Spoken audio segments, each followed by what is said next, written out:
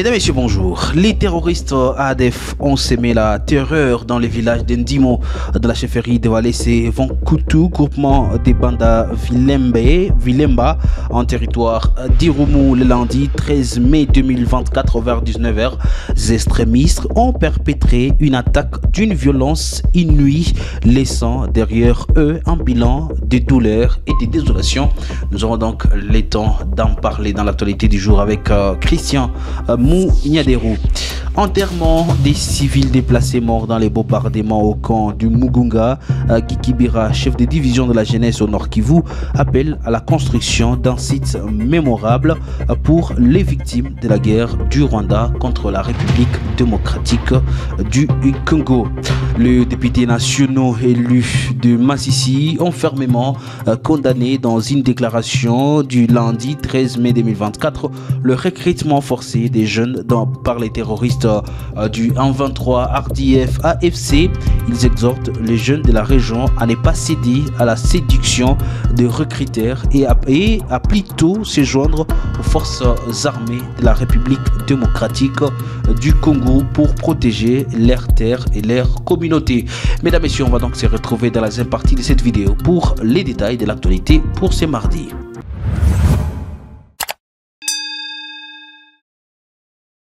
Les terroristes ADF ont sémé la terreur dans les villages d'Endimo, dans la chefferie de Walese Vonkoutou, groupement des Banda Vilemba, à territoire des Rumu le lundi 13 mai 2024 vers 19h.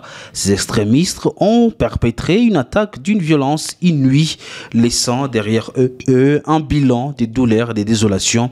Au cours de cette nuit funeste, 11 civils ont été froidement abattus, dont 6 femmes, 4 hommes et même un innocent bébé. Le ravage de la barbarie ne sont pas arrêtés là. Les ADF ont également incendié 5 maisons, réduisant en cendres de foyers et de vies. Ces massacres surviennent après le passage de l'administrateur militaire, le colonel Siron Simba, plonge la population d'Endimo dans une profonde perplexité et une douleur insoutenable. Comment expliquer qu'après la présence des autorités, les ADF aient pu s'en prendre à leur village, fauchant impitoyablement des vies innocentes? S'interrogent les habitants d'Endimo. Dans ces contextes de deuil et d'indignation, le bureau de la commission des droits de l'homme d'Irumu, représenté par son coordinateur Christophe Mouniaderou, exprime sa solidarité avec les familles endeuillées. Il condamne fermement cet acte odieux, pointant du doigt la négligence des autorités politico-administratives et militaires qui n'agissent pas après les alertes de la société civile. Ici, je propose de suivre Christophe Mouniaderou. Ils sont au total 11 civils qui ont été tués par les présumés rebelles ougandais de l'ADF dans le village d'Endimo, c'est à chefferie de Walese Vonkoutou, territoire d'Irumu. Et ces civils ont été tués par les présumés terroristes ADF. C'était vers 19h de ce lundi 13 mai 2024. Et cela, c'est après le passage de l'administrateur militaire du territoire dans le groupement Banda Vilemba pendant son itinérance. Et cela se justifie que c'est un sabotage de la part de ces terroristes ADF qui venaient de saboter la présence de l'administrateur dans cette partie du territoire. Et je pense que l'autorité nécessairement doit prendre des mesures, et surtout les autorités compétentes au niveau national et provincial. Comment expliquer pendant cette période de l'état de siège, l'ennemi ADF peut continuer vraiment à déjouer notre armée? Nous avons toujours déploré le fait que les autorités ne veulent pas écouter l'appel et la demande de la population. La population a toujours demandé l'augmentation de l'effectif militaire, mais malheureusement, chose qui n'est pas encore répondue par les autorités compétentes. Et voilà, il y a des militaires qui sont arrivés à Mambasa. Cet effectif, on devrait l'amener au niveau de la chefferie de Walese Vonkoutou, parce que la chefferie de Walese Vonkoutou est l'épicentre de cet ennemi. Donc, les autorités doivent comprendre que la responsabilité de la protection de la population civile, c'est entre leurs mains, et ne doivent pas chaque fois rester calme quand la population est en train de réclamer son droit d'être protégée. L'ennemi arrive au centre et tue la population Et on s'est dit, est-ce que réellement les opérations conjointes sont, est-ce que se passe bel et bien dans cette zone? Pourquoi, comment expliquer l'ennemi peut venir à tuer nos populations civiles? Enterrement des civils de placés morts dans les bombardements au camp de Mugunga. Gukibera, chef de division de la jeunesse au Nord Kivu, appelle à la construction d'un site mémorable pour les victimes de la guerre du Rwanda contre la République démocratique du Congo. Il dit, et je cite ici, la RDC et il y a plus de 15 millions de morts, mais la communauté internationale garde le silence alors que le Rwanda a perdu 800. Mais cela attire l'attention du monde. Un citoyen congolais devra être égal à celui des autres pays africains et du monde, a déclaré Gukibera. Je propose ici de le suivre. C'est assez. C'est assez. Ça doit s'arrêter. J'en appelle à la reprise de conscience panafricaniste et se rappeler que les peuples africains ont la vocation de vivre ensemble. Dont d'ailleurs les déclenchements se cachent en RDC. La RDC devrait au contraire bénéficier de la solidarité, de l'attention, de la compassion, de la chaleur des autres pays pour qu'une fois bien entretenus, bien organisés, d'autres pays autour puissent profiter. Parce que c'est nous qui avons tous les gisements dont on a besoin pour développer l'humanité. Et ça devrait commencer à profiter aux pays qui nous entourent. Voilà pourquoi demain, je voudrais non seulement encourager et saluer cette organisation du gouvernement provincial d'enterrer nos morts, mais je souhaite que les gouvernements congolais, les institutions constitutionnelles du niveau national puissent justement faire les déplacements, même représenter, mais qu'elles soient là. Parce que je voudrais, et c'est mon vœu, que ces officiels représentant les institutions constitutionnelles puissent à l'occasion s'adresser à la population. Et pourquoi pas, si ça ne dépendait que de moi, je voudrais que nous puissions aménager un site mémorable de tous nos compatriotes tués lâchement par nos pays voisins.